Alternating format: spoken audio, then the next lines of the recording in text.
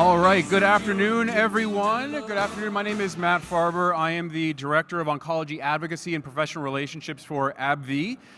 Really what I wanted to focus on here is introducing our speaker, the keynote for today.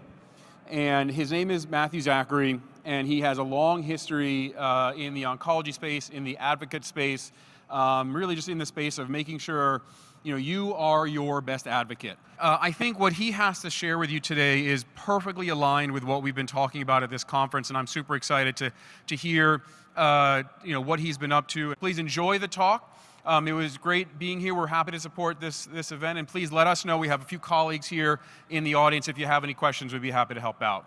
Thank you very much.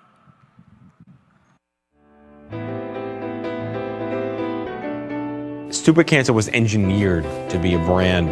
It is engineered to be a group that you didn't know you needed, but are thrilled to find out exists for you.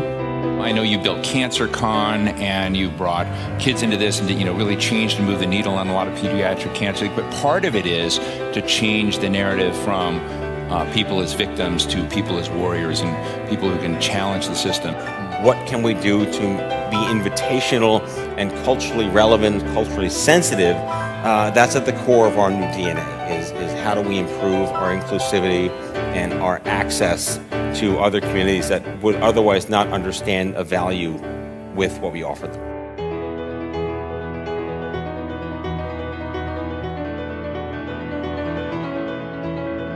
I would believe that if there is meaningful information that would help this community out there, I'll talk about it because they trust me.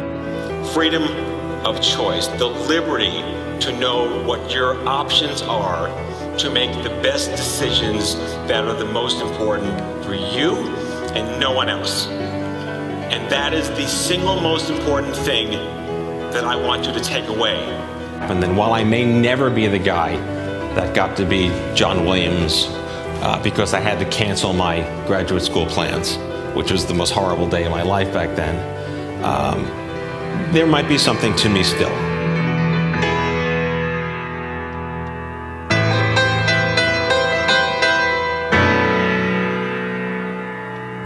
Never tell anyone you can't do something.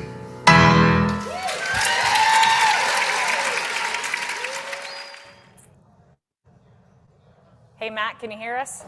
Hey, are we there? Yeah, I can see you. Hello. Hello, everyone. Thank you so much for inviting me to the inaugural Healthcare Advocate Summit. I got to tell you, when Liz, Melissa, and Jordan approached me a couple of months ago and said, we have this idea for an event. I'm like, oh God, not another event. But it was so new and so different. I was just so enamored with their passion and how just original, just an original thought in what shouldn't we do, what should we do, and who are the voices that are still unheard, unseen, who are still the invisibles of healthcare that may not be the patients who've been the invisibles in healthcare for 50 years. And I was so enamored. I'm so proud of you for putting this together. The country is a bit of a shit show, and you did it. You pulled it off. It's a huge deal. There's nothing like an inaugural to really make you think like you can get things done. And I commend you, and I thank everyone who is supporting the event, who's physically there, who's joining us virtually, for believing that this can be something. And this, I believe, is the start of something really big. I wanted to start out with the exact same sentence I used at the very first conference I ever produced in 2008. It was the inaugural, back then we called it the OMG, Cancer Summit for Young Adults. Stupid Cancer, which back then was called the I'm Too Young for This Cancer Foundation, partnered with the Leukemia and Lymphoma Society to invent an idea that there could be an annual conference specifically for young adults with cancer.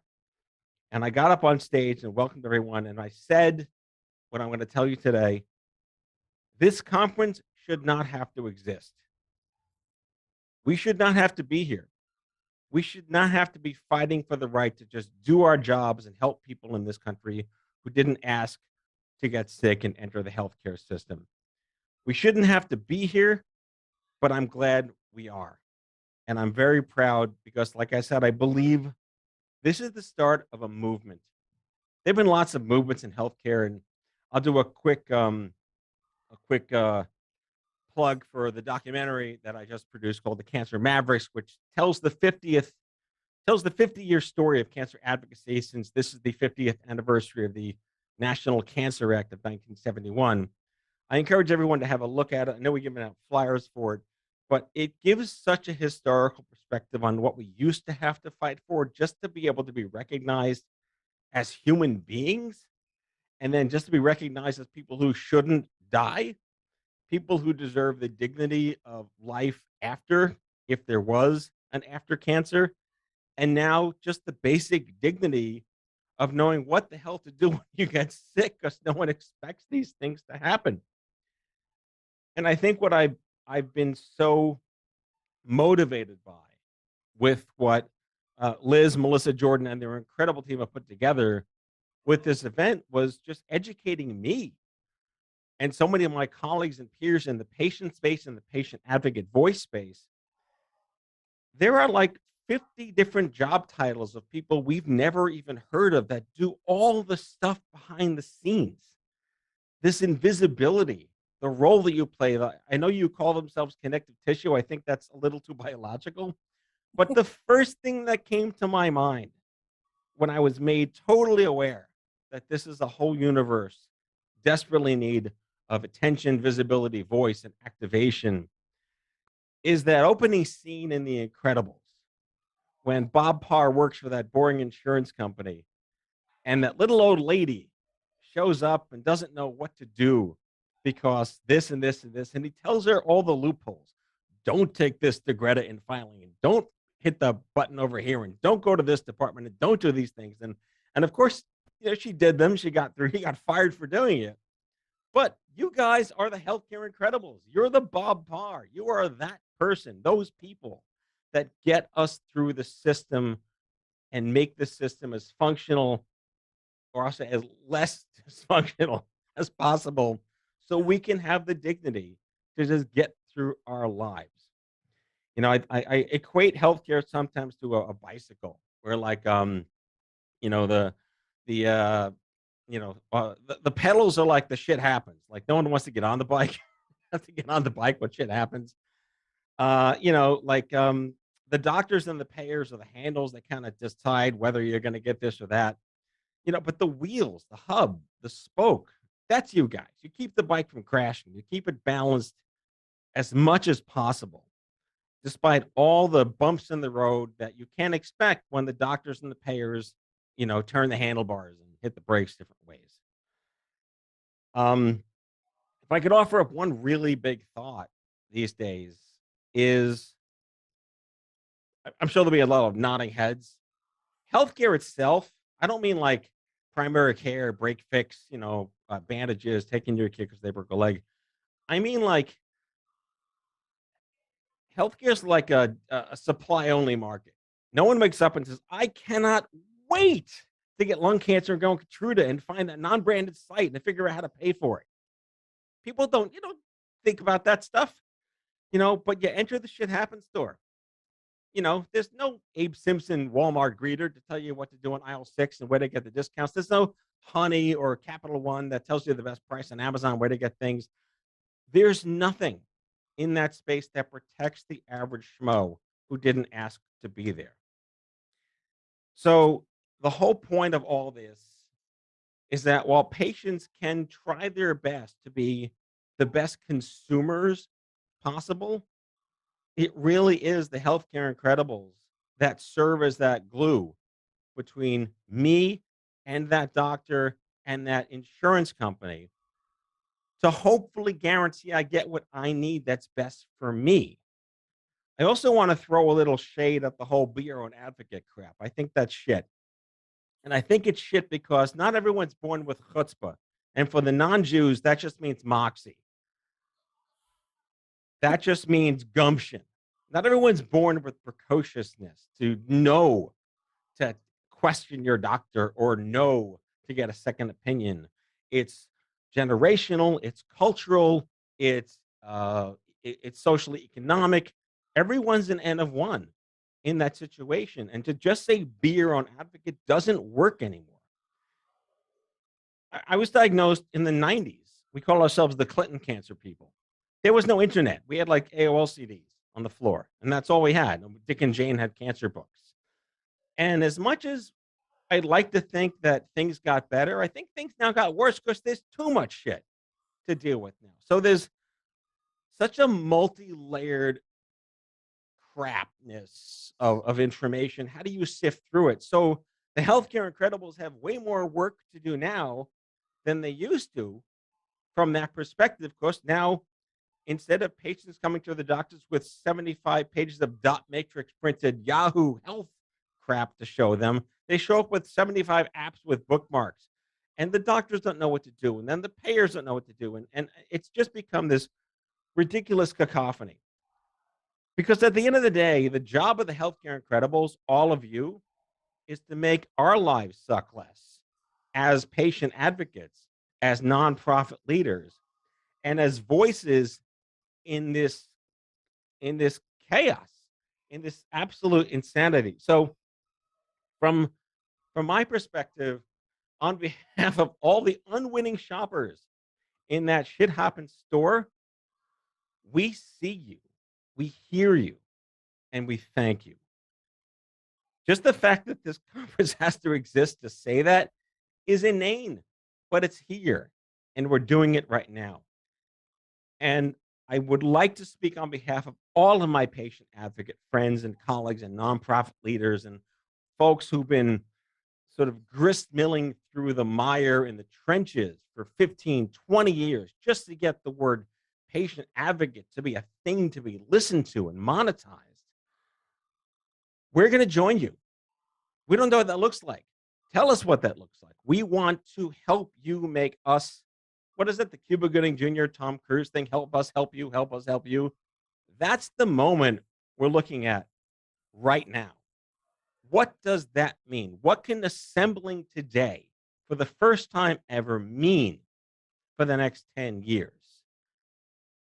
Who can we not depend on? Who can we maybe think we should depend on? Who's never going to come along for the ride? And who's in it to win it forever? This is now all about us. When I started Stupid Cancer, when the idea first kind of struck me, the words young adult cancer were not a phrase. No, those three words had not been strung together for like billing codes or research. You couldn't even search PubMed and find young adult cancer. So there couldn't even be research, access. There could be nothing for that entire age group that the NCI back then defined as 15 to 39. It was a very Gen X play when we built that organization, but the rally cry was this. The rally cry was, no one gives a shit about us but us. And I feel like that's where we're at now together. Does anyone give a shit about us except us? And then what kind of noise do we need to make to be taken seriously? That's a bit of the challenge I'd like to put in front of all of you and inside your minds as you navigate this conference, as you go home and ponder what might be possible.